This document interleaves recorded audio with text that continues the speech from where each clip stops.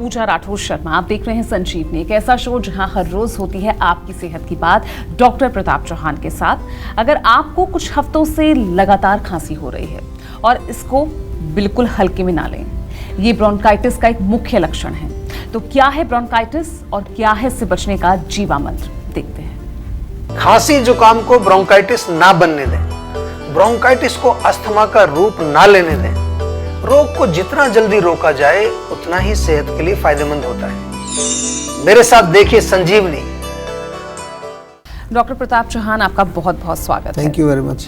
तो डॉक्टर प्रताप चौहान, आज हमने टॉपिक चुना है ब्रोंकाइटिस। जी। मैं आपसे जानना चाहूंगी कि अस्थमा और ब्रोंकाइटिस, इसमें क्या अंतर है और पहचान कैसे करें? बहुत अच्छा प्रश्न है आपका, और मैं थोड़ा सा बड़ा सरल भाषा में जैसे हमेशा समझाता हूँ तो मैं बताता हूँ आपको कि ब्रोंकाइटिस जो है वो क्या है कि हमारी जो विंड पाइप जाती है आगे जाके फिर दो में डिवाइड होकर दोनों फेफड़ों में जाती है, जिनको हम ब्रोंकाई बोलते हैं, और फिर उसके आगे ब्रोंक्यूल्स होते हैं, छोटी छोटी श्वास नलियाँ होती हैं, ऐसा समझ लीजिए।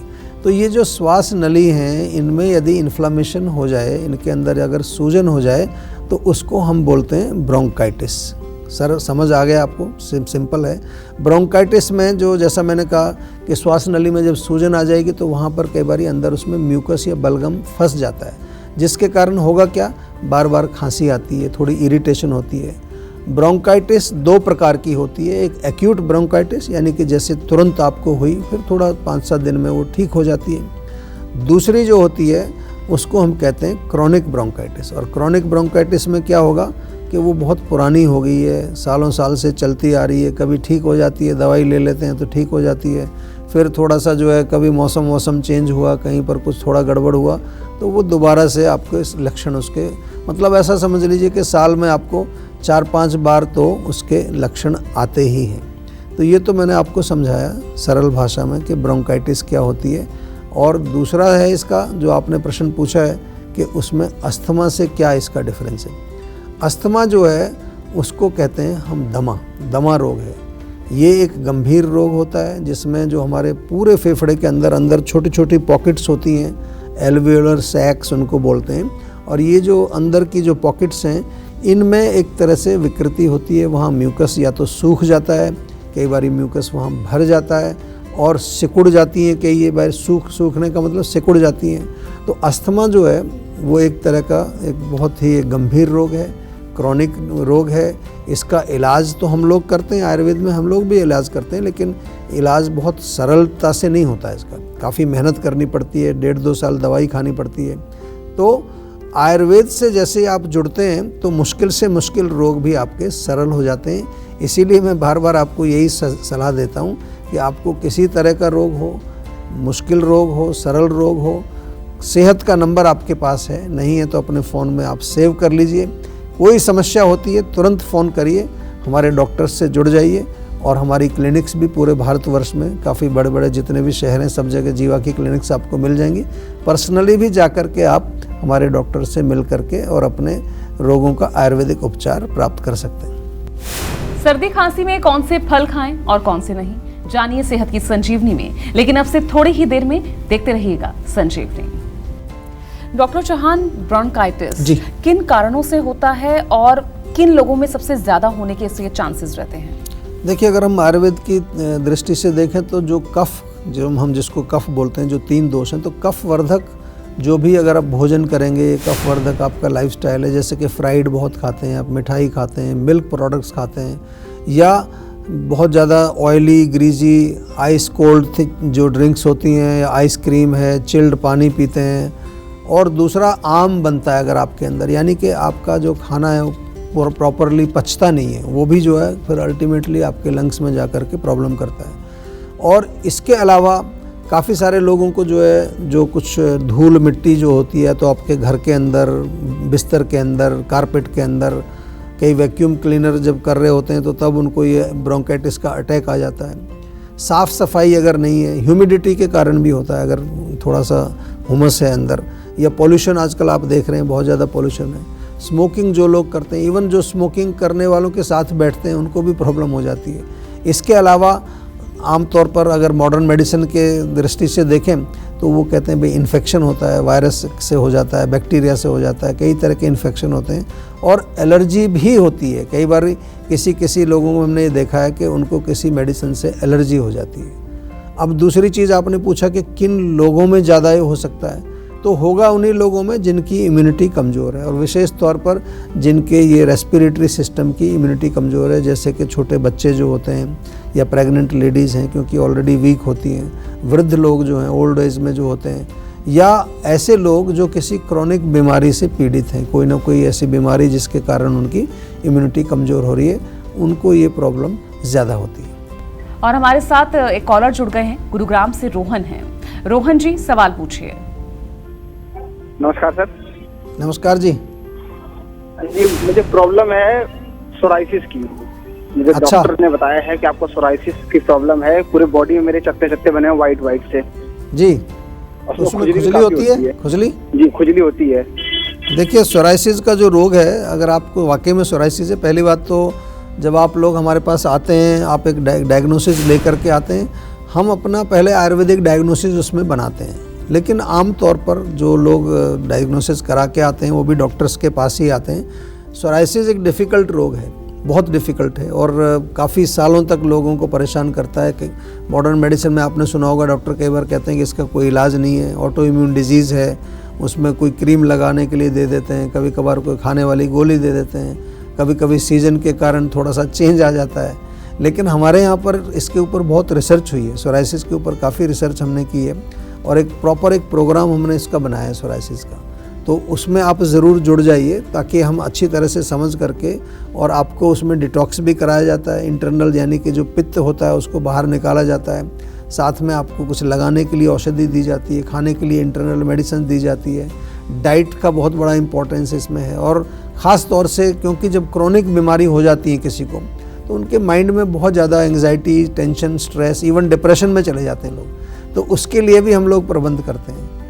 तो ओवरऑल अगर कहें तो हम सोराइसिस का एक 360 डिग्री प्रोग्राम आपको देते हैं और इसीलिए उसमें रिजल्ट्स हमें देखने को मिलते हैं। लेकिन टाइम ज़रूर लगता है, एक तैयारी करके आइए, कम से कम साल, 1.5 साल, 2 साल तक भी कई बार मेडिसिन इसमें चल सकती है, ताकि आपको पहले से ही अगर तैयारी आप रखते हैं, मेंटली तैयार रहते हैं, तो फिर धीरे धीरे आपका रोग आपको जो है उसमें आराम भी दिखता है, उसका जो रूट कॉज है वो भी ठीक होता है और ऑफ कोर्स कोई कॉम्प्लिकेशन होते हैं तो हमारे डॉक्टर्स आपके साथ हमेशा बने रहते हैं, फॉलोअप करते हैं और समझने की कोशिश करते हैं कि किस वजह से अगर कहीं कोई गड़बड़ हुई है तो क्यों हुई है गड़बड़। डॉक्टर चौहान, ये ब्रोंकाइटिस की प्रॉब्लम जिन लोगों को है उन्हें क्या क्या सावधानियां बरतनी चाहिए, किन किन चीज़ों का ध्यान रखना चाहिए? देखिए, ये बहुत अच्छा प्रश्न है और इसको मैं बार बार कहता हूँ कि हमेशा जो है अपनी इम्यूनिटी, अगर आपको रोगों से बचना है तो अपनी रोग प्रतिरोधक शक्ति, रोगों से लड़ने की शक्ति, यहाँ पर आज हम ब्रोंकाइटिस की बात कर रहे हैं तो मोस्टली हम रेस्पिरेटरी सिस्टम की बात करेंगे। तो आपका नाक से शुरू होकर के नाक, गला, फेफड़े ये मजबूत रखें। क्या करेंगे इसके लिए? सरल चीज़ है बिल्कुल, च्यवनप्राश, फ्रेश आंवले से बनता है जीवा का च्यवनप्राश, 1 बड़ा चम्मच रोज़ सुबह खाइए, सुबह खाली पेट खाइए, रात को खाइए, जब मर्जी खाइए। और यदि आपको थोड़ी छींकें वगैरह आती हैं, नाक बंद रहता है, तो मैं बार बार आपको कहता हूँ फ्लूकॉन टैबलेट, पूरी दुनिया में लोग यूज़ करते हैं इसको। चेंज ऑफ सीजन में आपको विशेष ध्यान रखना है, ये बड़ी इंपॉर्टेंट बात मैं बता रहा हूँ। चेंज ऑफ सीजन में क्योंकि हमारी अग्नि मंद हो जाती है, इसलिए आपको हल्का फुल्का भोजन करना है, यानी कि आपको ऐसी चीज़ें जो इजीली डाइजेस्ट हो जाएं। और नियमित रूप से एक्सरसाइज ज़रूर करें, योग करें, प्राणायाम करें और जीवा मेडिटेशन। आजकल मेंटल स्ट्रेस के कारण भी बहुत सारे रोग हो रहे हैं। माइंड को हमेशा आपको ध्यान देना है, उस पर कंसंट्रेट करना है, उसको रिलैक्स रखना है। साफ़ सफाई स्पेशली इंडोर, मैंने आपको बताया, अगर अंदर हमारे ह्यूमिडिटी है तो वहाँ पर आपको किसी तरह का प्रयास करना पड़ेगा कि वहाँ गीलापन ना रहे ज़्यादा। स्पेशली आपका बिस्तर है, आपके कबर्ड में कपड़े रखें, उनको भी आपको ध्यान से रखना है, साफ़ रखना है। और हल्दी वाला दूध बहुत फ़ायदा करता है, 1/4 चम्मच जो हल्दी का पाउडर ले लीजिए और 1 कप दूध में मिला करके उसको दिन में 1 बार पिएं, रात को सोते समय पी सकते हैं। इसके अलावा जो है सौंठ आपके घर में होती है, सौंठ का चूर्ण या सौंठ, काली मिर्च, पिपली, 3 चीज़ें बराबर बराबर, त्रिकटु चूर्ण इसको कहते हैं, ये भी जो है आधा चम्मच सुबह, आधा चम्मच शाम को शहद में मिला कर लेंगे, बहुत फ़ायदा होगा। जीवा का सीतोपलादी चूर्ण, ये पूरा फेफड़े के जितने रोग होते हैं, आपको खांसी, जुकाम, बलगम, उसमें बहुत इफ़ेक्टिव है। खास तौर से जो कफ के रोग होते हैं उनमें अच्छा काम करता है। और साथ में जो है कफ वर्धक भोजन और वात वर्धक, यहाँ ये भी ध्यान रखना है आपको। वात का मैं इसलिए यहाँ जिक्र कर रहा हूँ क्योंकि लंग्स के अंदर कई बारी म्यूकस सूख जाता है। म्यूकस तो होता ही है हमारे फेफड़ों में, लेकिन अगर वायु ज़्यादा होगी तो वो उसको ड्राई कर देगी और फिर लोगों को क्या होता है, फिर सूखी खांसी होती है। बहुत जोर लगाना पड़ता है तब जा कर के थोड़ा सा बलगम उनका निकलता है, और बलगम निकलने से उनको थोड़ा आराम मिलता है। तो इसलिए थोड़ा चेस्ट पर सरसों के तेल से आप मालिश कर सकते हैं, थोड़ा सिकाई कर सकते हैं, गीले टॉवल से ले करके थोड़ा सेक करिए। इन चीज़ों से भी आपको राहत मिलेगी। और चलिए अब जानते हैं आज का जीवा मंत्र। डॉक्टर चौहान, अगर किसी को ब्रोंकाइटिस है तो आयुर्वेद से जुड़ना क्यों जरूरी है? देखिए, आयुर्वेद से जुड़ने का जो है एक ही मेन मकसद है, क्योंकि आयुर्वेद ना केवल आपके रोग को ठीक करता है, आपको पूरी तरह से बहुत जो है हम कहते हैं कि इसको होलिस्टिक ट्रीटमेंट, एक तो बहुत अच्छा ट्रीटमेंट है। ब्रोंकाइटिस से लोग दुनिया भर में हमने देखा सालों साल परेशान रहते हैं। हमारे यहाँ तो ब्रोंकाइटिस, अस्थमा या इस तरह के हज़ारों पेशेंट पूरी दुनिया से आते हैं। आयुर्वेद में मैं ये कह सकता हूँ कि रेस्पिरेटरी जो सिस्टम हमारा है उसमें बहुत अच्छे इलाज हैं। कई बार इसमें हम पंचकर्म का वमन आपने सुना होगा, वॉमिटिंग कराते हैं। और जीवा में हर रोग का प्रोटोकॉल है, जैसा कि हम आपको बार बार समझाते हैं, पूरा साइंटिफिक है, एविडेंस बेस्ड है। उसमें हम पूरी एक रोग की पैथोजेनेसिस, जिसको संप्राप्ति कहते हैं, एक संप्राप्ति हम पता करके फिर उसके बाद चिकित्सा करते हैं। और चिकित्सा के सूत्र जो हमारे शास्त्रों में लिखे हैं, चरक संहिता में जो लिखा है, जो दूसरी पुस्तकों में जो चिकित्सा सूत्र लिखे हैं, उनके आधार पर हमारे यहाँ चिकित्सा होती है। जो मेडिसिन्स बनती हैं वो शास्त्रीय विधि से बनती है। इसके साथ साथ रोगी का बल, रोग का बल, इसका पूरा विश्लेषण किया जाता है।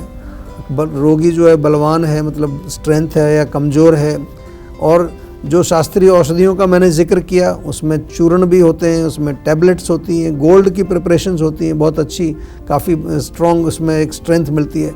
आसव होते हैं, अरिष्ट होते हैं, पंचकर्म जो चिकित्सा में बार बार कहता हूँ, वो बहुत इम्पॉर्टेंट है। और साथ में जो रूट कॉज है, जिसको हम कहते हैं निदान परिवर्जन, यानी कि परहेज़ भी उतना ही इम्पॉर्टेंट है जितना कि आपकी मेडिसिन है। तो शोधन चिकित्सा भी होती है, शमन चिकित्सा भी होती है। और आजकल तो हम जैसा बता रहे हैं कि माइंड से भी लोग बहुत परेशान हैं, तो माइंड वेलबींग का एक स्पेशल सेशन हमारे यहाँ होता है पेशेंट्स के साथ, जिसको डीप लेवल की कोई ट्रॉमेटिक प्रॉब्लम्स हैं उनकी चित्त शोधन थेरेपी होती है।